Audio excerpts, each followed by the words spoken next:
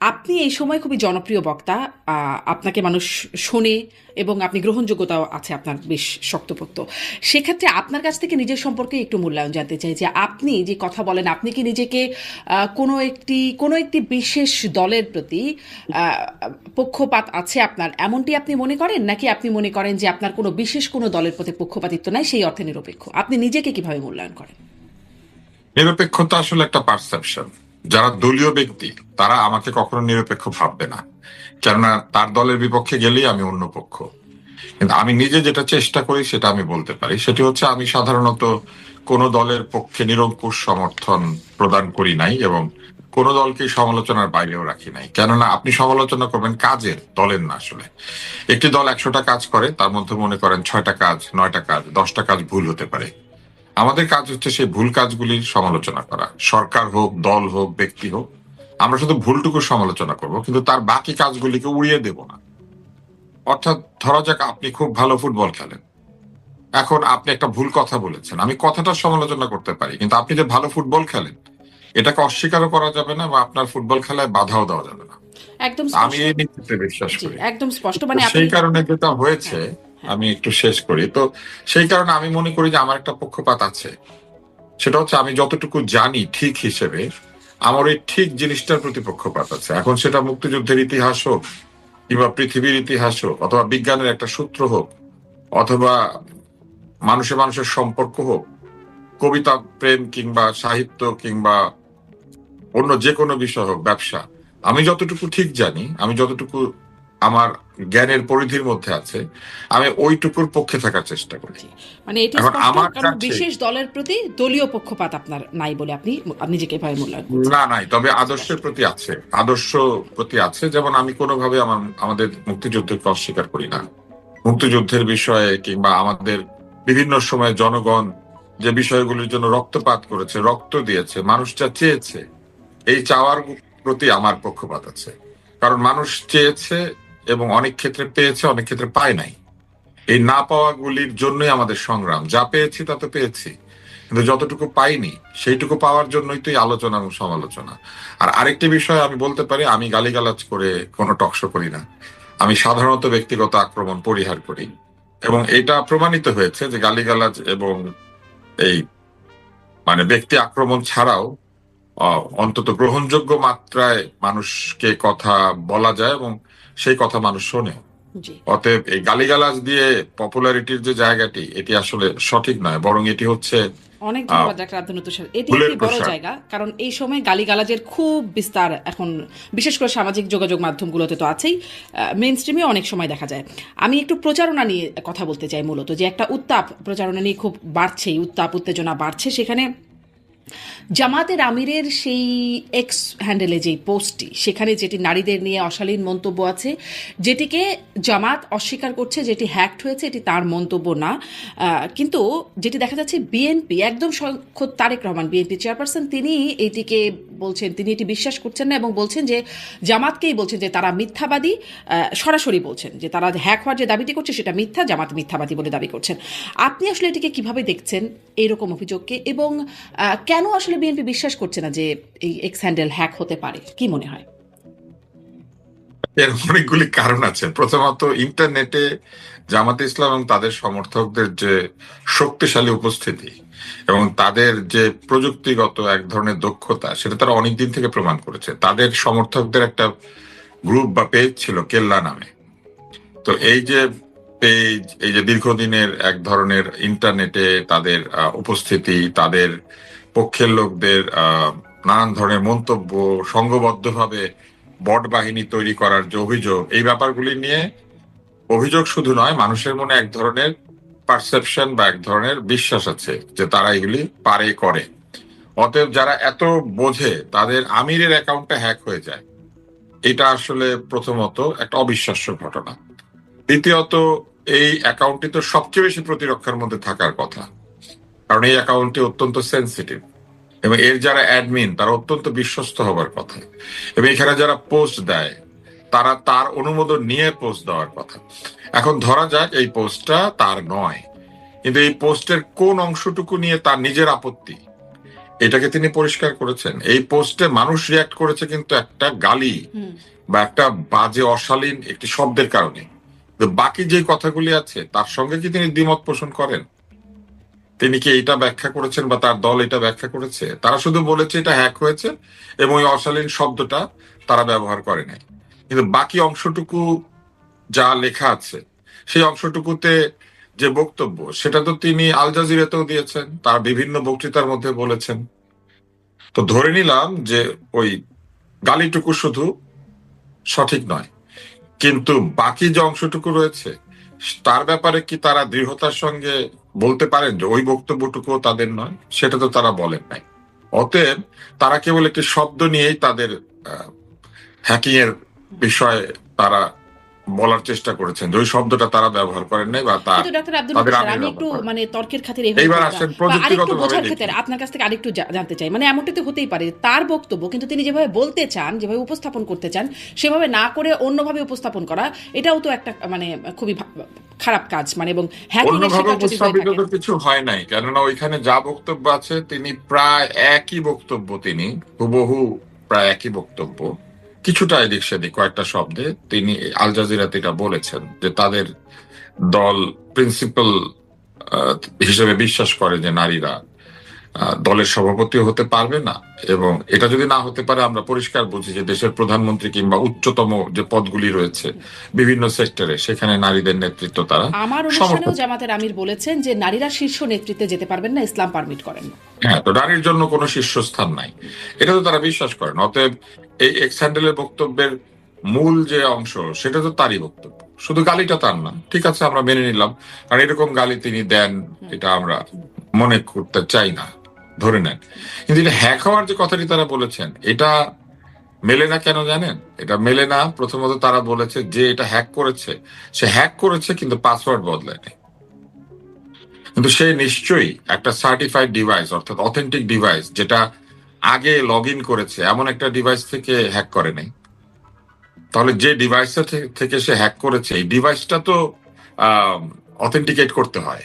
আপনি যদি এখন কোন একটা ডিভাইস দিয়ে অন্য কারো অ্যাকাউন্টে প্রবেশ করতে চান, তাহলে নতুন ডিভাইস থেকে লগ ইন করার চেষ্টা করলেই তাকে বলা হবে যে আপনার আপনার ইমেইলে অথবা আপনার ফোন নাম্বারে অথবা আপনার পূর্ববর্তী কোনো ডিভাইস যেটা আপনি মূল ডিভাইস হিসেবে চিহ্নিত করে রেখেছেন সেইখানে মেসেজ যাবে।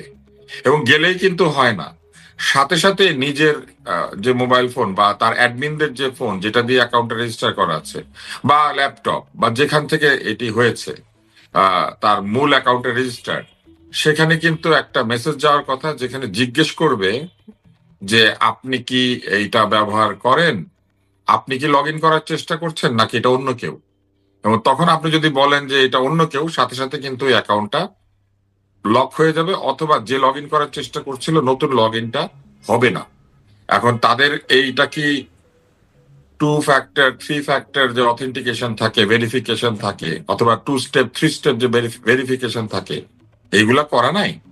তাহলে তাদের কারো কাছে একটা নোটিফিকেশন যায় নাই, তাদের কারো কাছে একটা টেক্সট যায় নাই, এসএমএস যায় নাই, কোনো ধরনের কিছু না জানিয়ে পাসওয়ার্ড বদল না করে একটা নতুন ডিভাইস থেকে শুধু পাসওয়ার্ড জানলে ঢোকা যায়? এটা আমার জানা নাই, এটা যারা আইটি বিশেষজ্ঞ তারা বলতে পারবে। কিন্তু সাধারণভাবে আমরা যারা জামাতের আইটি বিশেষজ্ঞ তারা কিন্তু একটা সংবাদ সম্মেলন করে বলছেন যে বঙ্গভবনের কোনো একটা ইমেইল থেকে এটি করা হয়েছে, তারা নাকি চিহ্নিতও করেছে। বঙ্গভবনের একটা ইমেল থেকে ম্যালওয়্যার ভেতরে আছে এরকম ইমেল, যেগুলোকে ফাইসিং ইমেল বলে বা ম্যালওয়্যার অ্যাটাচ ইমেল বলে, এরকম ইমেল এসেছে বলে তারা দাবি করেছেন। তো বঙ্গভবনের এই মেইলটা থেকে, এই মেইলটা যে এসেছে এই মেইলটা থেকে ওপেন করেছে, ওপেন না করলে কিন্তু ম্যালওয়্যার কাজ করবে না। তো ধরা যাক ম্যালওয়্যার কাজ করতে শুরু করলো। এখন এই ম্যালওয়্যার যখন কাজ করবে, সে ফাইসিং করে, ধরেন ওইখানে কি লগগার আছে, কি লগগার দিয়ে কি লগ ইন করে পাসওয়ার্ডটা জেনে ফেললো যে হ্যাক করতে চায়। তারপর ওই পাসওয়ার্ডটা ব্যবহার করে সে যখন ঢোকার চেষ্টা করবে, সে তো ওই ডিভাইসটা ব্যবহার করে ঢুকছে না, তার নিজের ডিভাইস থেকে ঢুকছে, যেটা নতুন ডিভাইস, এবং লগ ইনের এলাকাটাও ভিন্ন। তারা বলেছে এটা নাকি পাকিস্তান থেকে না কোথা থেকে হ্যাক করার চেষ্টা করা হয়েছে বা লগ ইন করা হয়েছে, এরকম কিছু একটা বলেছে। তো আমি যতটুকু ওই যে একটা একটা তার একটা ভিডিও দিয়েছে, সেই ভিডিওর মধ্যে যেটা বলেছে পুরোপুরি মনে নেই আমার, তো যেখান থেকে লগ ইন করা হোক, তাহলে তো ওই ডিভাইসটা তো ঢুকতে দিবে না সিস্টেম। ওই ডিভাইসটাকে আবার অথেন্টিকেট করতে হবে, ডিভাইসটাকে নিজের বলে চিহ্নিত না করলে ওই ডিভাইস থেকে ঢুকতে দিবে না। নতুন ডিভাইস ব্যবহার করলে নতুন ডিভাইসটাকেও হুম। আহ, মানে সার্টিফাই করিয়ে নিতে তারপরেও হয়, মানে নতুন আপনি একটা ডিভাইসটাকে ব্যাখ্যা অথেন্টিকেট দিচ্ছেন, করা সেই ব্যাখ্যাটা তো খুবই ঠিক। কারণ কি মানে আমরা সাধারণ মানুষ হিসেবেও আমাদের কাছেও এরকম নোটিফিকেশন আসে যে আপনার অ্যাকাউন্টে ঢোকার চেষ্টা হচ্ছে, এখান থেকে আপনি কি পারমিট করেন কিনা, একদম এভাবে মিলে যায়। সবারই হয়তো এই অভিজ্ঞতা, অনেকেরই হয়তো আছে। আর কিন্তু সবচেয়ে মজার ব্যাপার আপনার হচ্ছে, কাছে আমি এই প্রশ্নটা করতে চাই, আপনার কাছে কি মনে হয়, আপনার কাছে আপনি বলছেন বিশ্বাসযোগ্য না, তারপরেও কত শতাংশ সম্ভাবনা থাকতে পারে বলে আপনার মনে হয় যে আসলেই অ্যাকাউন্টটি হ্যাক হয়েছে, আর কত শতাংশ এটা মনে হয় হয় না? বিশ্বাসযোগ্য, এটা অতটুকুই বিশ্বাসযোগ্য যে তার অ্যাডমিনদের মধ্যে যদি কেউ বিশ্বাসঘাতকতা করে, অর্থাৎ তার যে অ্যাডমিন আছে সে অ্যাডমিনদের কেউ যদি একটা সার্টিফাইড ডিভাইস ব্যবহার করে এটা পোস্ট করে দিয়ে থাকে নিজের ইচ্ছা মতো, এইটা ছাড়া আর কোনোভাবে এটা হওয়া সম্ভব না। এক, দ্বিতীয়ত যদি কেউ হ্যাক করে থাকে তাহলে আপনি হ্যাকারদের সম্পর্কে একটু ইমেলে গিয়ে বা একটু ইন্টারনেটে গিয়ে সার্চ করেন বা যে কোনো একটা ভালো বই পড়েন, তাহলে দেখবেন যে সেখানে পরিষ্কার আছে যে হ্যাকাররা প্রথমেই যেটা করে সেটা হচ্ছে অ্যাকাউন্টটা নিজের দখলে নিয়ে নেয়, এবং এই দখলে নেওয়ার জন্য সে অবশ্যই পাসওয়ার্ড বদল করে দিবে। সে যদি ঢুকতে পারে তাহলে সে পাসওয়ার্ড বদলাবে, এবং সেই পাসওয়ার্ড বদলে দিয়ে সে নতুন কোনো ডিভাইসকে অথেন্টিকেট করবে, নতুন কোনো জায়গাতে এই লগ ইনটাকে সরিয়ে নিয়ে যাবে যাতে মূল ব্যবহারকারী এটার মধ্যে ঢুকতে না পারে। কিন্তু তারা বলছেন যে তারা ওই তাদের পাসওয়ার্ড ব্যবহার করে এটার মধ্যে ঢুকেছেন এবং ঢুকে পাসওয়ার্ড বদল করে দিয়ে এটা নিয়ে নিয়েছেন। একেবারে শিশু হ্যাকার ছাড়া হুম। এইটা আসলে কেউ করবে না। জি। আরেকটা এইরকম। বিষয় রয়েছে, হুম। হ্যাক হলে পরে সাধারণত কি হয়, অ্যাকাউন্টের দখল যদি অন্য কেউ নিয়ে নেয় তাহলে মূল জায়গাতে ইউজার মেইল করে, বলে যে আমি আসল ইউজার, আমার অ্যাকাউন্টটা হ্যাক হয়েছে, এবং সাধারণত এরকম ক্ষেত্রে তাদের এক্স এর সঙ্গে যোগাযোগ করার কথা, মানে যারা এক্স এর অথরিটি, কিন্তু তারা তো সেইখানে কোনো মেইল দিয়েছেন বা যোগাযোগ করেছেন এই প্রমাণ নাই। তারা এইটাকেই ব্যাখ্যা দিয়েছেন যে এইটা আসলে দরকার হয় নাই, কারণ হ্যাকার পাসওয়ার্ড বদলায় নাই। হুম। তো হ্যাকার পাসওয়ার্ড বদলায় নাই, এইটাও আমরা মেনে নিলাম। সব যদি সত্যি হয়, তারা হ্যাকারের বিরুদ্ধে আহ, তাদের তো হ্যাকারের অনুসন্ধান করে কে এটা হ্যাক করেছে সেটা বের করার চেষ্টা করার কথা। তারা কি বাংলাদেশের প্রচলিত সাইবার আইনে এই হ্যাকারের বিরুদ্ধে কোনো মামলা করেছে? মামলা অথবা করেছে হ্যাকারের, টিভিতে, তাদের একটা মামলা করেছে, জিডিও করেছে, একটা মামলা হয়েছে না সাইবার। জিডি করতে পারেন, কিন্তু মামলা যে করেছেন, মামলা করতে গেলে কে এই অপরাধটা করেছে, অজ্ঞাতনামার নামে কি সাইবার মামলা হয় নাকি? আর যদি হয়ে থাকে অজ্ঞাতনামার নামে, তাহলে এই অজ্ঞাতনামাকে খুঁজে বের করার একটা ব্যাপার আছে। সেটা তো ডিবি তো করবে এই বা পুলিশ করবে। অজ্ঞাতনামাকে কি ট্রেস করা গিয়েছে, তার আইপি অ্যাড্রেস ট্রেস করা আচ্ছা, গিয়েছে, তার সেটি লোকেশন এখনো ট্রেস স্পষ্ট করা করে গিয়েছে? বলা হচ্ছে না, কিন্তু জামাতের পক্ষ থেকে বলছে হ্যাকারকে শনাক্ত করা হয়েছে, খুব শীঘ্রই প্রকাশ করা হবে, যদিও খুব স্পষ্ট সেটা হয় নাই। আর জামাতের মিডিয়া সেলের যিনি মুখপাত্র তিনি বলছেন যে আম, এর পেছনে একটি দল জড়িত এবং তারাই এটি নিয়ে বেশি সোচ্চার। এই একটি দল যখন বলে তখন আসলে তারা বিএনপিকেই বরাবর মিন করে তাদের প্রচারণায়। এটাকে আপনি কিভাবে আসলে দেখছেন যে একটি দল বিএনপিকে মিন করছে, আর ওদিকে বিএনপি একদম মিথ্যাবাদী বলে দিচ্ছে যে জামাত মিথ্যা বলছে? আমি এটার ব্যাপারে মন্তব্য করতে পারবো না, তবে আমার যেটা মনে হয় যে একটি দল জড়িত এইভাবে অভিযোগ করার মতো কোনো সাক্ষ্য প্রমাণ তাদের কাছে থাকলে সেটা দেখিয়ে দেওয়াই উচিত, যে এই দলের কারা কারা তাদের এই অ্যাকাউন্ট হ্যাক করে, তাদের প্রধান ব্যক্তির অ্যাকাউন্ট হ্যাক করে এই ধরনের একটা মন্তব্য লিখে দিয়েছেন। আর এটা যদি কেউ এরকম করেই থাকে তাহলে নিশ্চয়ই এটা বাংলাদেশ থেকেই করেছে। আর যদি এটা ভিপিএন ব্যবহার করে হ্যাক করা হয়ে থাকে তাহলে কিন্তু এটা আরো কঠিন, কারণ ভিপিএন ব্যবহার করে হ্যাক করতে গেলে আরো জটিলতা তৈরি হয়, ফলে এটা অনেক ঝামেলা রয়েছে। মানে অন্য দেশ থেকেও তো এটা করতে পারে, অত বাংলাদেশ সোজা থেকেই না। কেন, অন্যান্য দেশ থেকেও তো করতে পারে। হ্যাঁ, অন্যান্য দেশ থেকে যদি তারা কেউ করেও থাকেন তাহলে সেই সব দেশেরও তো নিশ্চয়ই আহ তাদেরও কর্মীরা আছে, সেই সব দেশও আইন কানুন রয়েছে, এবং আপনি নিশ্চয়ই জানেন যে হ্যাকিং কিন্তু একটা আন্তর্জাতিক অপরাধও বটে। হ্যাকিং কেউ করে থাকলে কোনো দেশ থেকে তাকে হ্যাকার হিসেবে সেই সব দেশে মামলা করা যায়। বিশেষ জি। করে মার্কিন যুক্তরাষ্ট্রের সাথে যাদের একটা চুক্তি রয়েছে, আপনার মনে আছে, আমরা ওই চুক্তিটা করেছি, ইন্টেলেকচুয়াল প্রপার্টি বিষয়ে একটা চুক্তি। সেই চুক্তিতে কিন্তু হ্যাকারদের বিরুদ্ধে ব্যবস্থা নিতে হবে, এবং আমেরিকান কোনো প্রোডাক্ট বা কোনো কিছু যদি বাংলাদেশ থেকে এরকম হ্যাক করা হয়, কোনো ওয়েবসাইট, তাহলে কিন্তু এটা শাস্তির বিধান জি, করতে হবে, এরকম একদমই। একটা এগুলো বিষয় এগুলো চুক্তির ট্রান্স মধ্যে বর্ডার আছে। ক্রাইম, এটা আমরা জানি, কিন্তু মানে এখন এগুলো হ্যাকার ট্রান্সবর্ডার। চিহ্নিত হওয়াটা এবং সেটি প্রকাশ্যে আসাটাই একটা বড় কথা। আমি আপনাকে একটা জিনিস একটা বলি স্যাটায়ার হ্যাকিং এর হচ্ছে। বিষয়, জি। আমি একটা আসার আগে আরেকটা জিনিস বলি। একটি দল না হয় এটা করেছে, কিন্তু তারা তো অত্যন্ত সৎ দল, জামাত ইসলাম অত্যন্ত সৎ দল তারা দাবি করেন নিজেদেরকে। মানুষের একটা ধারণা আছে তারা যেহেতু এত ধর্মকর্ম করেন, হয়তো তাদের মধ্যে অনেক ভালো লোক আছে, তারা বুকে হাত দিয়ে বলতে পারবেন যে তাদের লোকজন কখনো হ্যাক করে নাই, হ্যাকিং করে মানুষকে বিব্রত করে নাই, মানুষকে গালিগালাজ করে নাই, তাদের সমর্থক বা তাদের দলের উৎসাহে লোকজনকে অকথ্য ভাষায় গালিগালাজ করা, বুলি করা, বট তৈরি করে সেখানে গিয়ে মানুষকে বিভিন্ন বিদেশি সংস্থার এজেন্ট, দালাল এইসব বলে গালিগালাজ করা তারা করেন না। এটা তারা বুকে হাত দিয়ে বলতে পারবেন। আপনি আচরি ধর্ম শিখাও পরে রে, এটা শুধু আমাদের এই প্রবাদ না, আমাদের রাসূলুল্লাহ সাল্লাল্লাহু আলাইহি ওয়াসাল্লাম একবার মিষ্টি খাওয়া নিয়ে একটি শিশুকে অনুরোধ করতে গিয়ে নিজে মিষ্টি খাওয়া ছেড়ে দিয়েছিলেন, বলেছিলেন যে নিজে যা করে সেটা আরেকজনকে না করতে হয় না। এরকম একটি কথা আমরা জানি। এটা অত্যন্ত একটি আহ সর্বজন শ্রুত এবং সর্বজন বিদিত একটি ঘটনা আমাদের রাসূল সাল্লাল্লাহু আলাইহি ওয়াসাল্লামের জীবন থেকে। তাহলে ওনারা নিজেরা হ্যাক করেন, ওনাদের লোকেরা হ্যাক করে, ওনাদের লোকেরা গালি দেয়, ওনাদের লোকেরা বট হয়, ওনারা বটর বটর লডর ফডর করেন, এটা যদি ওনারা বুকে হাত দিয়ে দাঁড়িয়ে বলতে পারেন যে আমাদের দলে এরকম কোনো লোক নাই, তাহলে ওনারা অন্যকে গালি দেওয়ার অধিকার পান। আর না হলে ওনারা যদি 52 হয়ে থাকেন, অন্যরা 53, ওনারা 53 হলে অন্যরা 52। এই এই সংস্কৃতি ওনারা, আওয়ামী লীগ, এই দুইটা দল মিলে তৈরি করেছিল। সিপি গ্যাং এবং কেল্লা, এরা মিলে এই সংস্কৃতি তৈরি করেছিল। এই সংস্কৃতির ধারক বাহকদের মধ্যে তাদের দল ছিল। একদম স্পষ্ট। আমি যে প্রশ্নটা করতে চাচ্ছিলাম সেটাও মোটামুটি চলে আসছে, যে এরকম ভাবেই অনেক স্যাটায়ার হচ্ছে। আপনি এভাবে বলছিলেন। মেঘ মোল্লার বসুর ফেসবুক পোস্ট দেখছিলাম, সেখানে তিনি বলছেন মূলত 71 সালেও ওদের আইডিগুলো হ্যাকড হয়ে গিয়েছিল, পরে ডিসেম্বর শেষে ফেরত পাইছিল।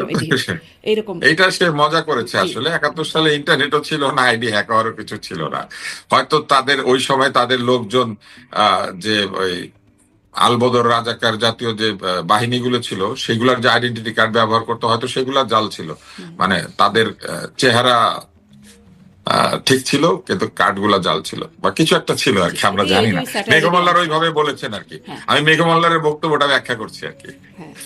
জি ডাক্তার তুষার, আমি এইটা একটু শুনি যে ইদানিং খুব মানে মা বোনদের বা নারীদের নিয়ে জামাতের আমির থেকে শুরু করে জামাত কথা বলছেন।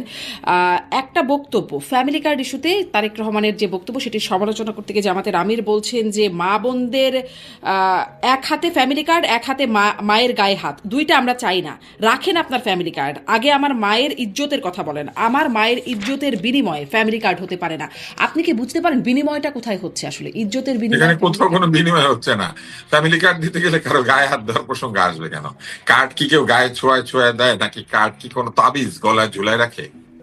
আর ফ্যামিলি কার্ড দিলে অসুবিধা হয়। ওনাদের কোনো কার্ড নাই। আমি তো জানি ওনাদের দলের রীতিমতো পরিচিতি কার্ড আছে, ওনাদের দলের যারা মূল সদস্য তাদের এরকম কার্ড আছে। তারা যখন কার্ড দেন তখন কি দেন, এই পরিচিতি পত্রের মধ্যে কি দেন, আসলে কিভাবে দেন? তো তারা দেখাক যে কিভাবে গায়ে হাত দিয়ে কার্ড দেওয়া যায়, এটা একটু দেখাতে পারলে ভালো হতো না? সরকারি কার্ড দিলেই হবে। সরকারের এরই মতো অনেকগুলি কার্ড রয়েছে, যেমন একটা তো হচ্ছে এনআইডি কার্ড। এনআইডি কার্ড সকলে নিয়েছে, তো গায়ে হাত দিয়ে দিতে হয়েছে এটা? কিংবা ধরেন এরপরে ভিজিএফ কার্ড বিলি হয়েছিল, সেটা কি কারো গায়ে হাত দিয়ে দিতে হয়েছিল? এমনকি এই যে টিসিবির একটা কার্ড আছে, টিসিবি এই ত্রাণ বিতরণ বা খাবার বিতরণ, স্বল্প মূল্যে খাবার বিতরণের জন্য কার্ড ইস্যু করেছে, সেই কার্ড কি কারো গায়ে হাত দিয়ে দিতে হয়েছে? টিসিবির এই কার্ড ব্যবহার করে কিন্তু আমাদের বাড়িরও যারা অল্প মূল্যে কাজ করেন, যেমন আমাদের হেল্পিং হ্যান্ড যারা, আমাদের বাড়ির সাহায্য কর্মী যারা, এরা কিন্তু টিসিবি সেইখান থেকে তেল আনে, চিনি আনে এবং তারা সেটা কম দামে কিনে আনে। এটা কিন্তু অনেক দিনের প্রকল্প। সেই 2006-7 সালে তখনকার অন্তর্বর্তী সরকার বিডিআর কে দিয়ে শুরু করেছিল এরকম খাদ্য বিতরণ। এটা পরে সরকারি ভাবে টিসিবি এবং অন্যরা করে, এবং সেখানে আপনি জেনে মজা পাবেন, রাইস ব্র্যান অয়েল দেয় টিসিবি, যেটা কিনা দামি তেল, এবং সেটা অনেক কম দামে দেয়। সেটা দেখে আমি খুব অবাক হয়েছি। তো এই যে দেয়া হচ্ছে, এখানে কি গায়ে হাত দিয়ে দিতে হয়েছে? শুধু বিএনপি একটা কার্ডের কথা বলেছে আর ওটা গায়ে হাত দিয়ে দিতে হবে? ওনারা বাড়িতে বাড়িতে মেয়ে পাঠাতে পারেন, বিএনপিতে কোনো মেয়ে নাই, মেয়েরাই কার্ডটা বিলি করতে পারে না, তো মায়ের গায়ে মেয়ে হাত দিলে ওনার অসুবিধা হবে? উনি যে এই চিন্তাটা করতে পেরেছেন, এই চিন্তাটা খুব দুঃখজনক। উনি এরকম একটা চিন্তা কি করে করলেন যে গায়ে হাত দিয়ে দিয়ে কার্ড দিবে? এবং কারা দিবে গায়ে হাত দিয়ে দিয়ে? পুরুষেরা? উনি কি এইটা মিন করতে চেয়েছেন? এটা তো কোনো মানে এটা কোনো যৌক্তিক বক্তব্যই না।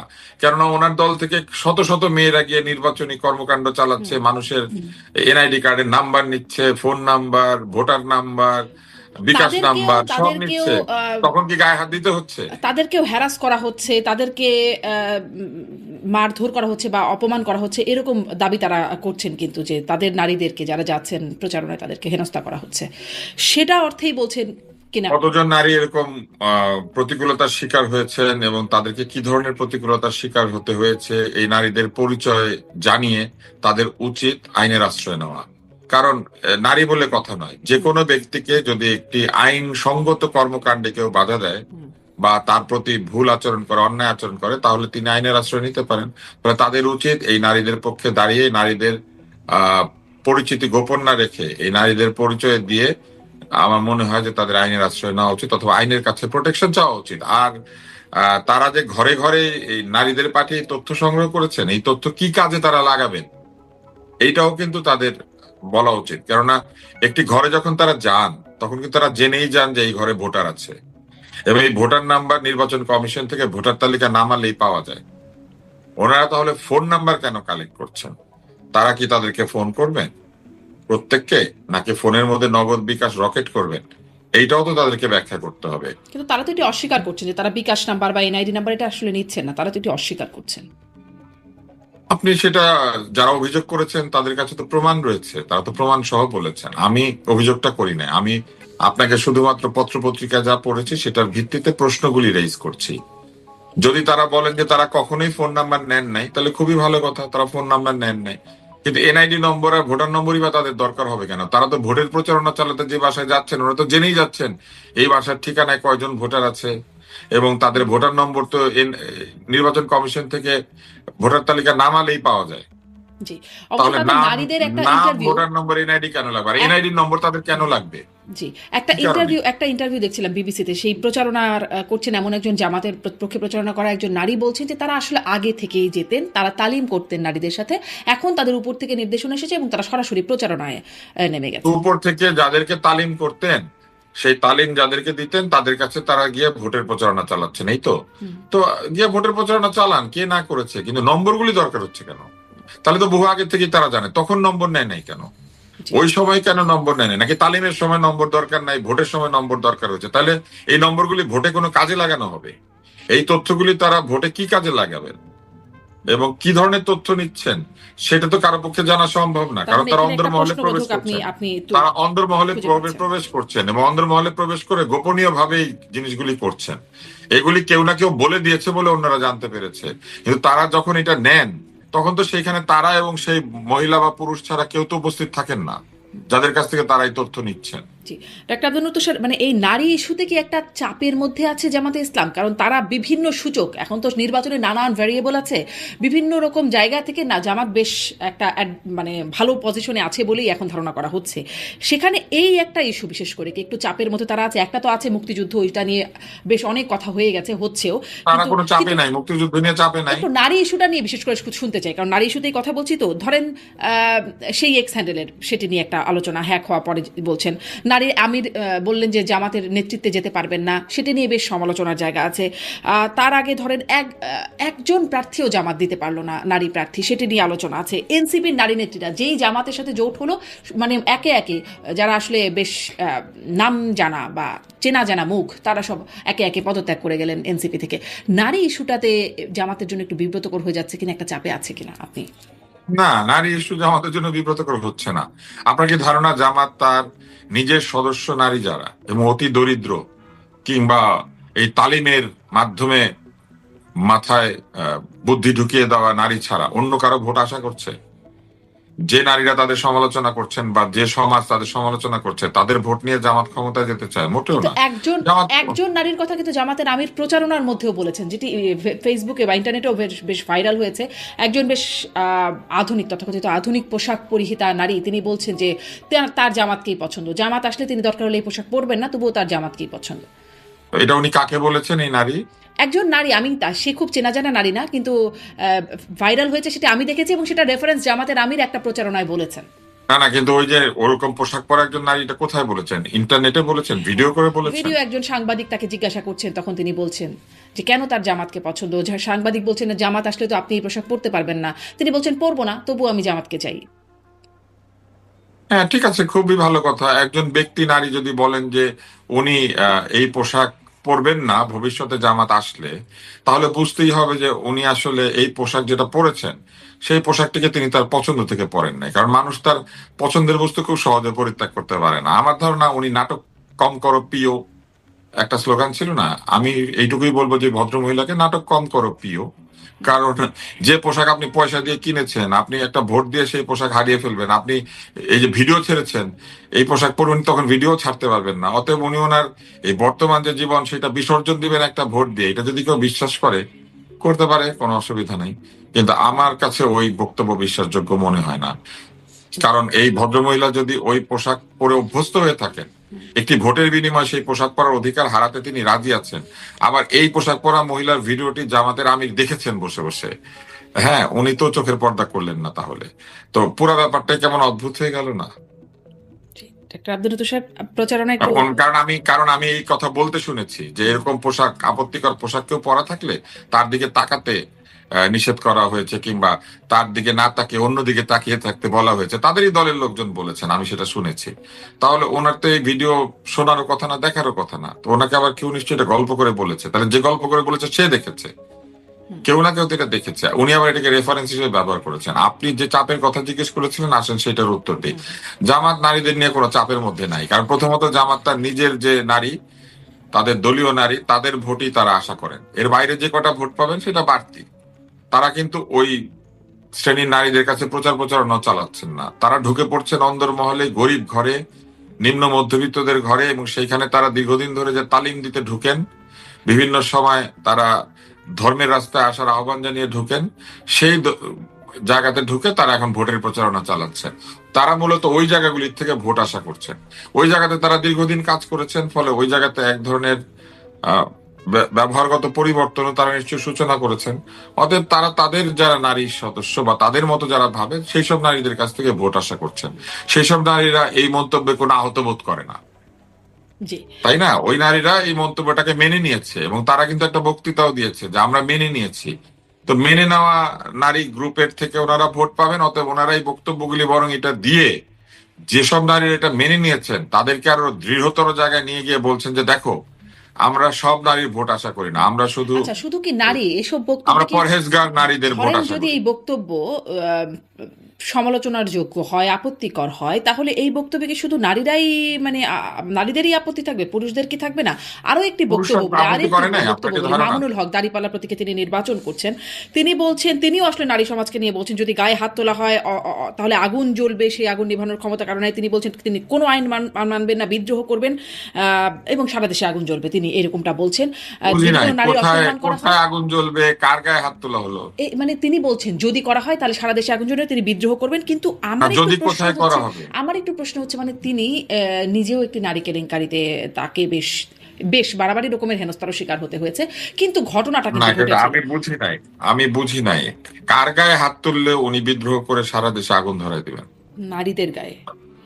নারীদের গায়ে কে হাত তুলছে? মানে ওনার দলের নারী নাকি বাংলাদেশের নারী? নারীদের গায়ে কে হাত তুললো? আমি তো দেখেছি এই আগস্ট বিপ্লবের পরে বিভিন্ন ধরনের পোশাক পরার দায়ে রাস্তায় একদল মানুষ নারীদেরকে প্রহার করেছে, এবং তখন তো উনি আগুন ধরাতে এগিয়ে আসেন নাই। আমরা তো একটা লঞ্চের উপরে বা কোন একটা স্টিমারের উপরে রীতিমতো চাবুক পেটা করার মতো একজন নারীকে প্রহার করতে দেখেছি। আমরা রাস্তায় একজন ব্যক্তিকে লাঠি হাতে দাঁড়িয়ে থাকা বিভিন্ন নারীদেরকে প্রহার করতে দেখেছি এই অভিযোগে যে তারা বাণিজ্যিক যৌনকর্মী। এই অভিযোগ করে তাদেরকে পেটানোর একটা আমরা রিল দেখেছি। আমরা এরকম একাধিক রিল দেখেছি যেখানে নারীদেরকে প্রহার করা হচ্ছে। সেগুলি কি সত্যি ছিল? যদি সত্যি হয়ে থাকে তাহলে তখন হক সাহেব কেন এটার প্রতিবাদ করেন নাই? তখন কেন বিদ্রোহ করে সারা দেশে আগুন ধরিয়ে দেন নাই? নাকি ওরা নারী না, উনি যাদেরকে নারী মনে করেন শুধু তারাই নারী? এটা তো ওনাকে উত্তর দিতে হবে। উনি তো শুধু এই আগুন ধরিয়ে দেওয়ার শব্দটা কিন্তু মাঝে মাঝে আগুন শোনা ধরিয়ে দেওয়ার আগুন ধরিয়ে দেওয়ার ধমক দেওয়ার আগে ওনাকে তো এটা বলতে হবে যে অন্য নারীদেরকে যখন প্রহার করা হয়েছিল তখন উনি আগুন নিয়ে কোথায় ছিলেন। হুম।